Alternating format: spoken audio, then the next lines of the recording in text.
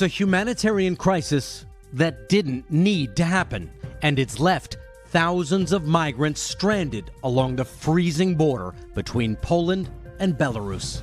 They're suffering simply because of political rivalries and egos. On one side is Belarus and its strongman, the last Stalinist dictator in Europe, Alexander Lukashenko. The COVID denier and former collective farm boss is backed by Vladimir Putin. And Putin today sent paratroopers to Belarus right near the Polish border. In case anyone missed the point, earlier this week, Putin dispatched nuclear-capable long-range strategic bombers over Belarus to say, don't mess with Putin's man. The Lukashenko regime, I believe, is engaged in very troubling activity, and the eyes of the world and its leaders are watching what is happening there. But this crisis is far more cruel and cynical than most, and totally self-imposed.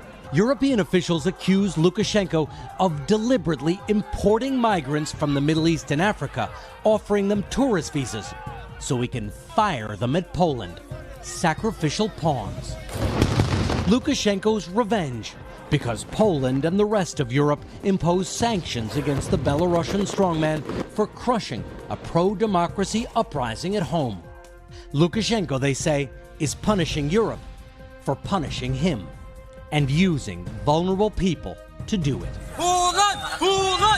So now, thousands of men, women, and children remain stranded, camped out for days in the cold with barely enough food and water. We not sleep because of cold, and her baby is sick. Her eyes have problem, always out water her baby. Because she not can sleep, she crying because of that. Children in makeshift tent cities ask, where is human rights? Others just write help on their foreheads. At a refugee center in eastern Poland, our partners at Sky News met some of the migrants who were able to cross over from Belarus. This mother, pregnant with her fourth child, fled from Iraq. She says she feared her young children wouldn't survive all of this. Our situation was really difficult. All we had was a little bit of water left in this bottle, and I had to share it amongst my children. Me and my husband wouldn't drink, so nothing would happen to them, so they wouldn't die. Today there was a potentially positive development to at least alleviate somewhat this crisis. The migrants from the Middle East and Africa have been arriving in Belarus on these easy tourist visas and then making their way down to the Polish border under the watchful eye of the Belarusian security services.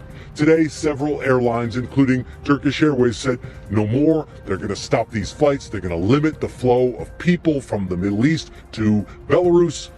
But there are already thousands of people who are in Belarus, who have made their way down to the Polish border and who are trapped there.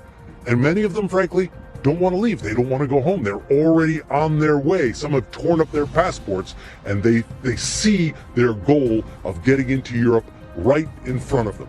So now you have to deal with these thousands of people who are there and are trapped.